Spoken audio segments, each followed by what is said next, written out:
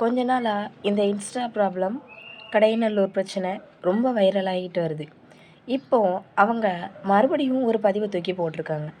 என்ன பதிவு போட்டிருக்காங்க அப்படின்னா, யார் யாரெல்லாம் இவங்க முதல்ல கடையநல்லூரில் இந்த பிரச்சனை நடந்தது, அப்போ மானம் போகலை, கொலை பண்ணாங்க, அப்போ மானம் போகலை அப்படின்னு சொல்ல போட்ட பதிவுக்கு தான் அந்த பதிவை பற்றி யார் யாரெல்லாம் பேசுனாங்களோ, அதாவது ஹிஜாபை கழட்டு, நீ எதுக்கு இப்படி ஆடுற, நீ முஸ்லீமே கிடையாது, சங்கி அப்படின்னு சங்கிகளும் நிறைய பேசுனாங்க.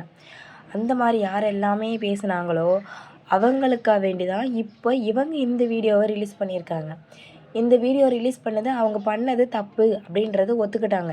ஆனால் இதுக்கப்புறம் ரீல்ஸ் போடுவாங்களா போடலையாங்கிறது அவங்களோட தனிப்பட்ட விருப்பம். ஆனால் ஹிஜாப்புன்றது அவங்களோட எப்படி சொல்கிறது, தலையை மறைக்கக்கூடிய ஒரு ஆடை அப்படின்னு அவங்க பார்க்குறாங்க. அது நான் ரீல்ஸ் போடுறது தப்பு தான் அப்படிங்கிறதையும் உணர்ந்துருக்காங்க.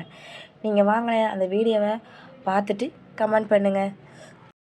ஹாய் காய்ஸ், மறுபடியும் இந்த இன்சிடென்ட் பற்றி பேச வேண்டிய நிலைமைக்கு தள்ளப்பட்டுட்டு வரேன். ஆப்வியஸ்லி நான் பேசிதான் ஆகணும். ஏன்னா பிகாஸ் நான் மன்னிப்பு கேட்டேன் அப்படின்ட்டு அவங்க நான் உண்மையிலே மன்னிப்பு கேட்டேன்னு நினச்சிட்டாங்க. எங்கள் அம்மாவை தூங்க வைக்கிறதுக்காக போட்ட அப்பாலஜிஸ் தான் அதுவும் அவங்க கொடுத்து ப்ரெஷர் பண்ணதில் தான் அது நடந்துச்சு.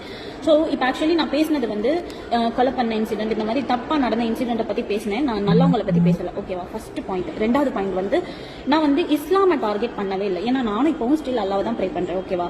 அண்ட் ஆல்சோ என்ன, நான் இங்கே நியாயப்படுத்த விரும்பல. நான் பண்ணுறது தப்புன்னு எனக்கு தெரியும், நான் ஒத்துக்கிறேன், ஓகேவா? நான் ஐ அக்ரி. ஒரு ஹிஜாப் இந்த மாதிரி இருக்கும்போது அவங்க ரெஸ்பெக்டிவா வச்சிருக்காங்க, அது ஒரு பாயிண்ட் ஆஃப் வியூ. அதனால அவங்களுக்கு நான் ஆர்டர்னும் போது தப்பு சொல்ல வருவாங்க. நான் தப்பு சொல்ல வர்றது தப்புன்னு சொல்லவே இல்லை.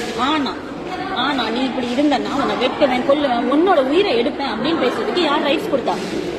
இப்போ அவங்க எல்லாம் ரொம்ப இவாதத்தா 100% வாழ்றாங்கன்னா வாழட்டும். But they cannot able to force other பர்சன்ல இன்னொரு பர்சனை ஃபோர்ஸ் பண்ண முடியாது, நீ இப்படிதான் இருக்கணும் அப்படின்னு. அவங்க சொல்ற இந்த ஹிஜாபை கலட்டுன்றாங்கல்ல, இது ஹிஜாபு தான். ஆனா நான் இதை எப்படி பாக்குறேன், என்னோட தலையை கவர் பண்ணுது, என் உடம்பு கவர் பண்ணுது, நான் அந்த மாதிரி தான் பாக்குறேன்.